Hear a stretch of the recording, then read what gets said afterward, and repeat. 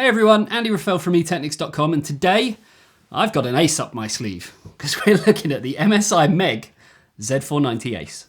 Let's do this.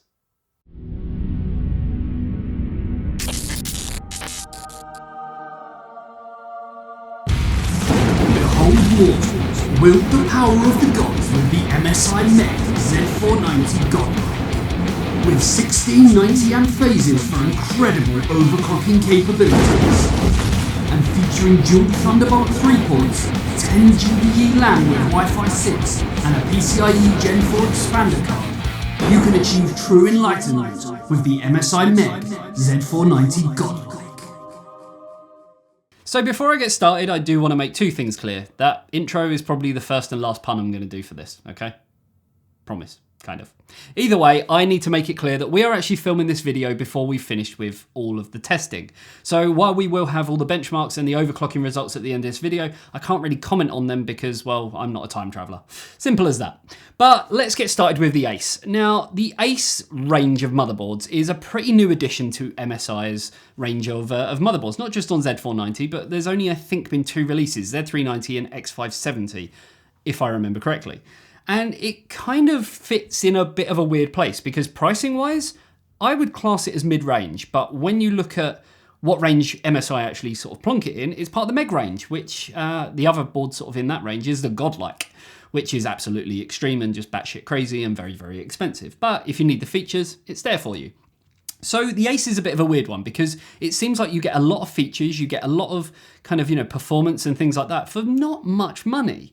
So are they skimping down on quality? That's something we definitely need to look at. So let's start with kind of the design and the general style of the board. So first and foremost, the design. Well, it's, in my opinion, a very, very big improvement on the X570 ACE. They just seem to have made it look a little bit more premium. Now, initially, if someone was to come to me and say, look, I've got a motherboard, it's got gold on it, I'd be like, ugh, gold. But for some reason on this board, it works. It's not a horrible in-your-face kind of gold. It's quite subtle, and if anything, it just adds to that premium look and the quality of the board, which I really, really do like. Now, adding to that, obviously you have got all the gold, but you could have RGB. So essentially what the board has straight out of the box is RGB up on this rear I/O, as well as over on the PCH. And when it's turned on, I've got to admit, it looks pretty damn nice. If you want to take that one step further, then you will find that there is an Rgb header on here, two addressable headers, as well as a Corsair Rgb header.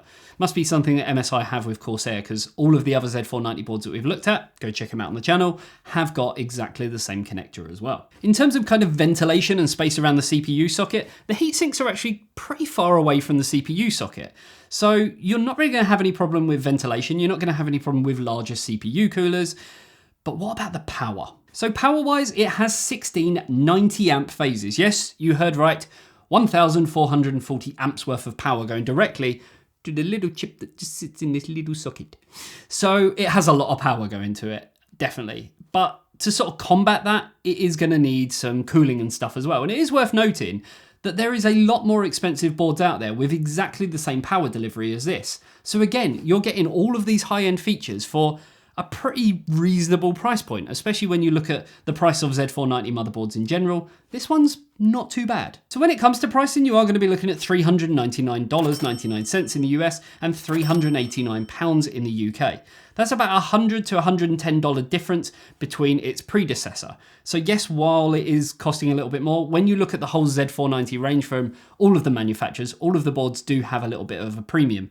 The cheapest one I think we found compared to its predecessor still has a $75 premium to it. So $100 to $110 I think is pretty much bang on the money. So going back to power, so to deliver all that monstrous power to the CPU socket, it has two 8-pin connectors. Sadly, I would have liked to have seen a little bit of shielding on here, not even for just the features. I just think it would add to kind of, looking pretty cool. Don't know, my personal opinion. What do you guys think? So with that amount of power, you are going to need pretty decent cooling. And what we have is a heatsink at the top, as well as the heatsink that kind of spans into the rear I/O. There is actually a fan situated kind of under here, and there's a few little ventilation holes on the rear I/O. And it does have zero Frozer technology. So when it's not needed, it will turn off. So I don't think it's going to be too noisy unless you're really sort of pushing things to the limit. But generally speaking, if you're doing that, you're probably going to have all your fans ramped up, or you're doing something like liquid nitrogen, or you'd probably just buy a Godlike motherboard and do it on that instead. But who knows, because this has, like I say, the same kind of power delivery. It is also worth noting that the cooling doesn't stop there. This board, as with all MSI motherboards, I have to make that clear, it does have support for PCI Express 4.0, not with the CPUs that you can buy now though, sadly. That's something that's kind of reserved for when Rocket Lake hits, which in theory I'm guessing would be around September time when Computex is due to hit after the delays and everything and the rescheduling. But you are going to be able to use PCI Express 4.0 M.2 drives as well as expansion cards. Now with M.2 drives that are PCI Express 4, you are going to find that they do generate quite a lot of heat. So we do have the patented M.2 Frozer shields on here for all of the M.2 slots, as well as double thermal pads. So the drive kind of gets sandwiched nicely between these two thermal pads.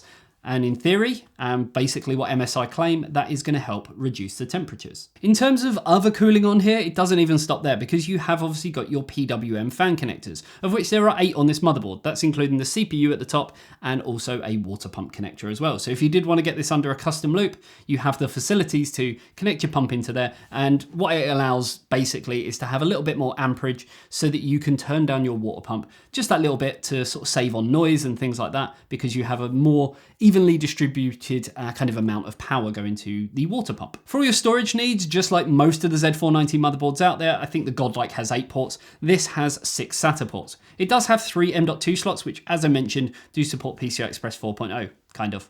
Just not yet. But with them, it does have the 3 independent M.2 Frozer shield heatsinks on there. So it should, in theory, keep things nice and cool, and you're going to have a lot of storage options here. For all your other connectivity options, it has, again, everything you'd expect from Z490. USB 3.2 Gen 2 Type-C, USB 3.2 Gen 1, and USB 2.0. It also has a debug LED, voltage readouts, and power and reset buttons. So if you are looking at maybe doing troubleshooting, overclocking, and you have got this on a test bench, those, I guess, key features are definitely going to come in handy. For your audio needs, it has pretty much what we'd expect at this price point, a Realtek ALC 1220 codec, which is actually shielded underneath here. And when you look at the rear of the board, you can see that it's completely isolated from the rest of the PCB to avoid any interference. And lastly, finishing up with the rear I/O is, as I mentioned earlier, built in. It does have a fan situated just beneath it, but that doesn't stop kind of, the amount of connectors that you've got on here. For some weird reason, there is a PS2 mouse keyboard combo port, but it seems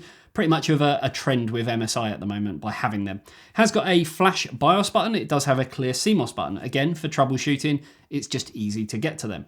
Has plenty of USBs, including 3.2 Gen 2 Type-C, as well as Type A, USB 3.2 Gen 1, 2.0, and then when it comes to the Ethernet, it has gigabit Ethernet as well as 2.5G Ethernet. It also has, as we'd expect with Z490, Intel Wi-Fi 6, AX201, optical SPDIF, and gold-plated audio connectors.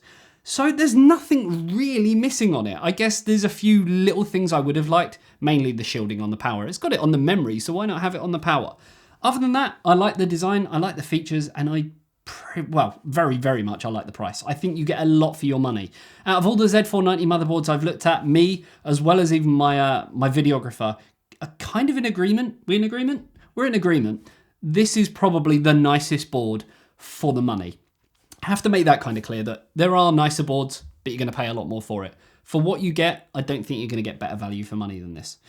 Sorry, Asus, sorry, Gigabyte, sorry, ASRock, but yeah, there's just something about this board, and I think it just looks amazing because there's nothing else out there that looks like it. It's unique.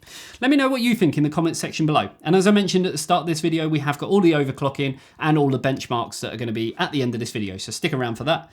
And I guess I will leave you with them results and with them overclocks. Let me know what you think in the comments section below, and I will see you in the next one. See you later, guys. Bye-bye.